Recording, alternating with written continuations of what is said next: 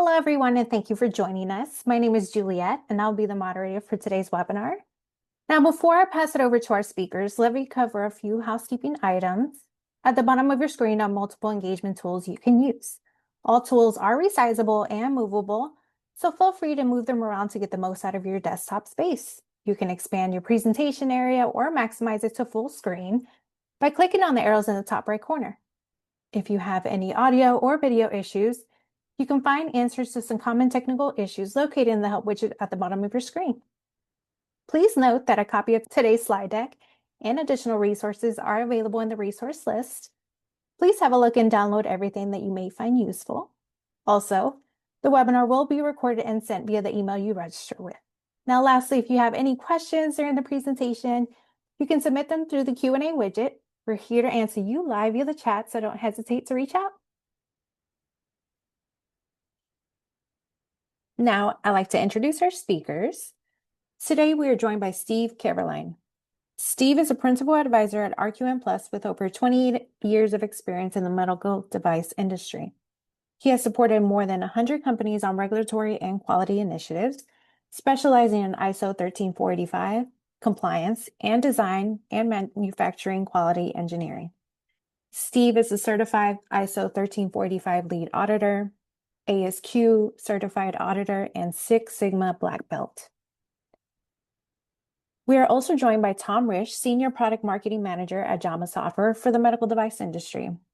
Tom is a biomedical engineer with over 15 years of experience developing medical devices. His work has spanned the entire medtech product life cycle, from initial concept through market launch. He is passionate about helping others navigate the complex journey of bringing a device to market so that patients around the world can benefit from life-changing technologies. And with that, I'll pass it over to you, Steve, to dive in. Thank you, Julie, for the introduction, and thanks to everyone in attendance of today's webinar. Today, my name is Steve Keverline. As Julie mentioned, I'm a principal advisor at RQM Plus, and today I'll be walking through how to prepare for FDA's alignment with ISO 13485. This is the QMSR initiative with effective date of February 2026, so roughly 6 months away, quickly coming upon us.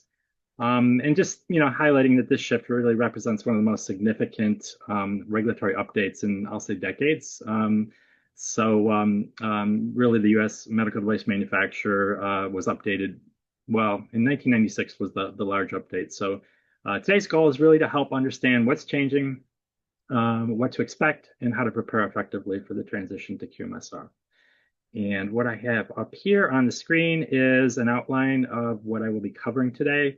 We'll be doing a little bit of background on the QMSR, well, more specifically, a little background on the QSR and 1345, just how they came about and why they're relevant to what we'll talk about today. The why is FDA aligning with 1345? Key elements to watch or maybe watch out for in the transition timeline. Next, we'll talk about the QMSR impact and adoption. So impact of this change will really vary greatly depending on the markets you currently sell into and really the maturity of your quality management system. So we'll touch on that. Certainly, if you're selling into the US and not currently certified as ISO 13485, you have a heavy lift. If you're already ISO 13485 certified, currently selling in the US, then probably a little bit more administrative. But we'll cover those two scenarios. And then just some implementation guidance. So just some thoughts on implementation. Best practices. So one of the key pieces is integration of risk management and design control. So we'll spend some time on that, just really looking at how best to do that. Some common pitfalls, how to avoid them, and finally some tips on preparation and planning. All right, QMS refresher.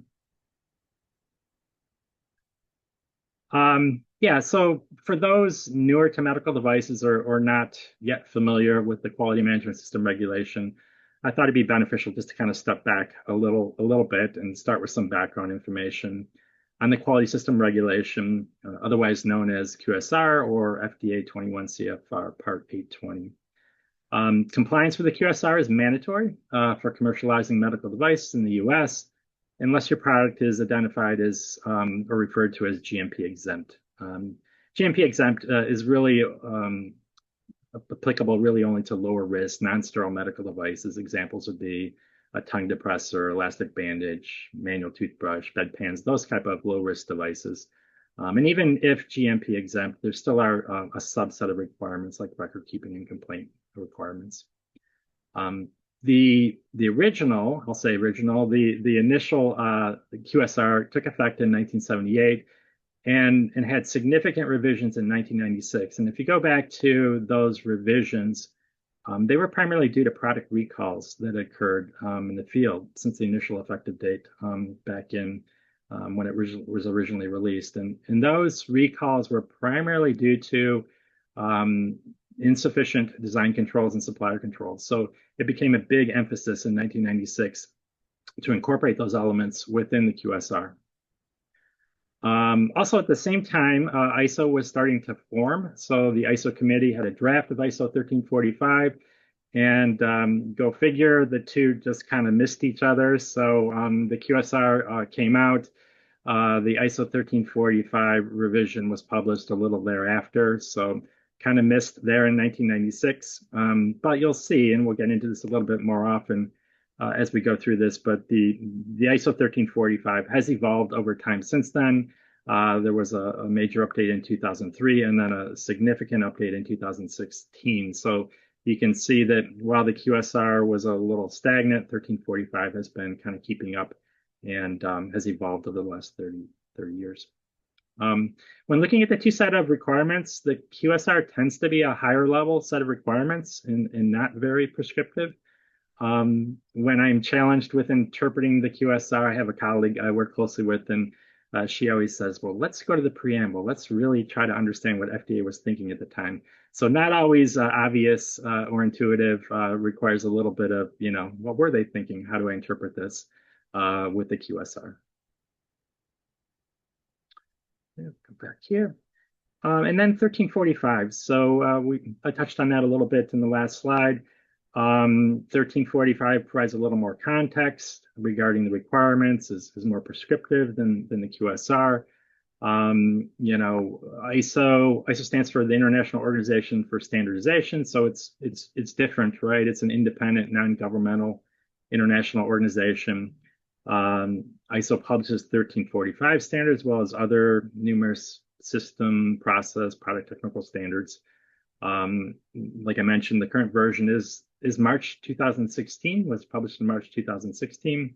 It's titled Quality Management System Requirements for Medical Devices Intended for Regulatory Purposes. And really covers the full product life cycle. So design and development, transfer, production, installation, servicing, really throughout that full medical device useful life, including post-market and decommissioning. And also ISO 1345 serves as really the foundation for most QMS frameworks outside the United States. And certainly in the European Union, it's most recognized and specific to support CE marking. So key motivations really for FDA aligning with ISO 1345, it is the concept of harmonization, right? So didn't happen back in 1996, had the best intent, but it didn't come together. So here we are today with this initiative to align these two. And again, over the years, they've become more and more aligned with 2003 and then 2016 version.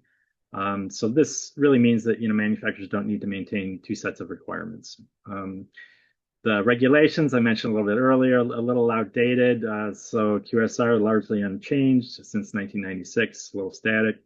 1345, definitely more dynamic and descriptive. Don't need to go back to the preamble. And there's actually a really great, Amy publishes a really great 1345 practical guide. So those that are new to 1345, really excellent, provides great examples and gives you a little bit more description on what the intent is. Efficiency for industry and FDA, so harmonization, streamlines compliance, eliminating redundant efforts. This ultimately enables FDA to focus on risk-based oversight rather than duplicate inspections.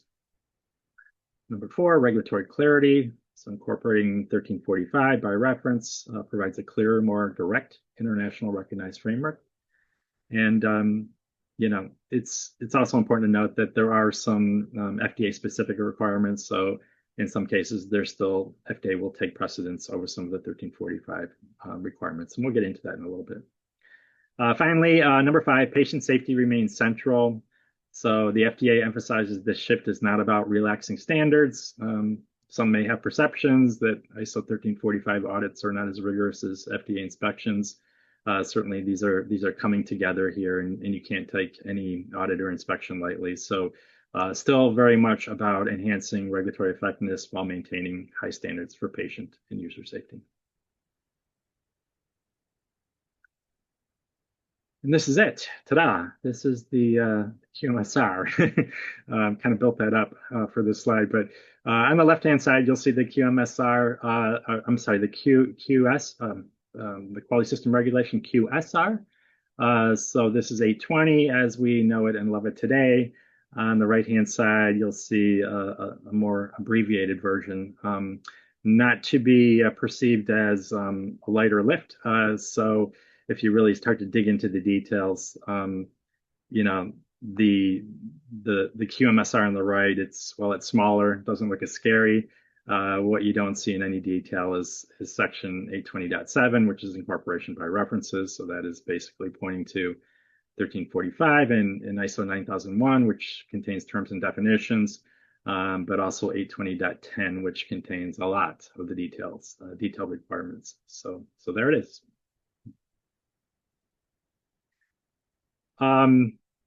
Yeah, under QMSR 820.10, so briefly mention that it basically again points to the applicable requirements of ISO 1345 2016. QMSR 820.10b gets into additional requirements beyond ISO 1345. These are defined as unique device identification, which is more explicit than ISO clause 7.5.8. Medical device tracking, which is applicable to implantables, so more explicit than ISO clause 7.5.81. Adverse event reporting, more explicit than ISO clause 8.2.3. And corrections removals, which ISO 1345 refers to as advisory notices, more explicit as it relates to clause 8.3.3. These don't necessarily equate to new US requirements. Rather, I'll say putting the hooks into ISO 1345 and overall the QMSR. Certain existing QSI provisions will still remain in effect. For example, for lower risk devices, FDA has chosen to exempt some of those devices from design controls. So that still remains in effect. Complaint and servicing records, device labeling, packaging requirements, these still stay in effect as well.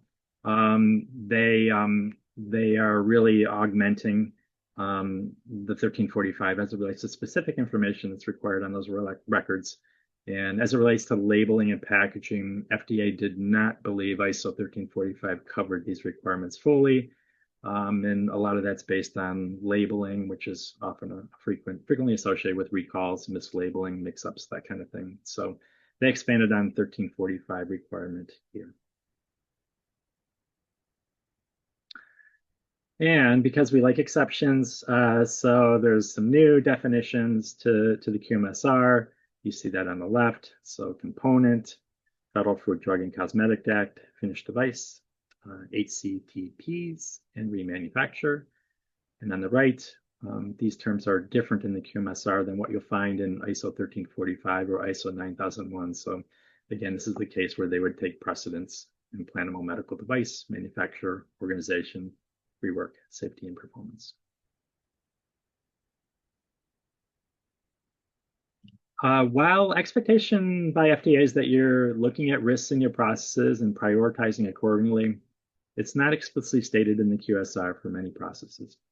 This is a big part of 1345. So 1345 really emphasizes a process-based approach, risk management throughout the product lifecycle, more prescriptive supplier management, and proactive post-market surveillance.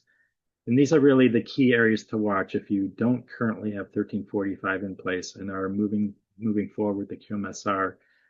Just a few areas that could be a heavy lift for sure. So the expectation for documented procedures. ISO requires more formal documentation than some legacy 820 systems. Risk-based decision-making. This really needs to be embedded throughout your quality manual system, not just in product design. Supplier management. ISO requires evaluation, selection, monitoring, and re-evaluation of suppliers based on risk. So that adds a little more level of scrutiny than what's currently in the QSR. And post-market surveillance. So ISO expects a proactive approach, not just reactive complaint handling. So these are areas where we'll be under scrutiny for sure as it relates to QMSR. And here's the timeline. So final rule was published January 31st, 2024. There was a comment period prior to that. Similar to the preamble, there's some good stuff in there if you want to read some of the pushback. We'll get to a couple of those later, but it's a good read. There was a 2-year transitional period. The QMSR becomes effective and enforceable February 2nd, 2025. Here we are sitting in August 2025, so roughly 6 months away. If you're not started yet, you really need to get going, especially if you do not have ISO 1345 in your QMS today.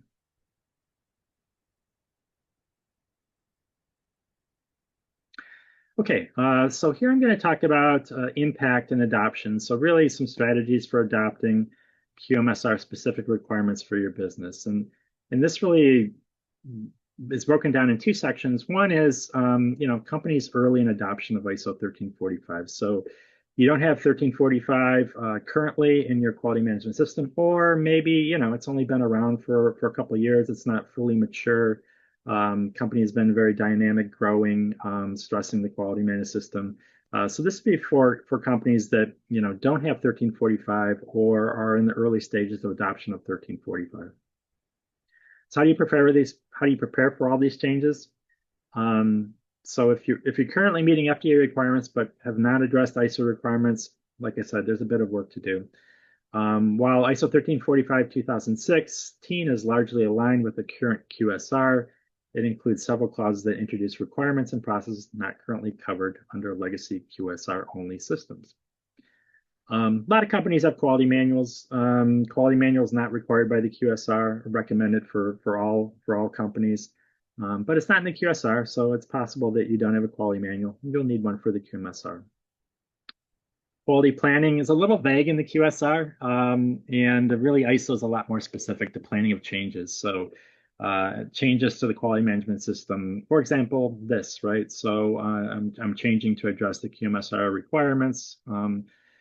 This would be a good example where expectation would be that you have a quality plan that's defining your approach.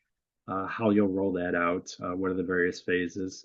Again, ISO is more prescriptive for sure on quality planning. Management review, inputs and outputs. While the QSR requires formal management reviews, the QRS is not as prescriptive in defining inputs and outputs like ISO does.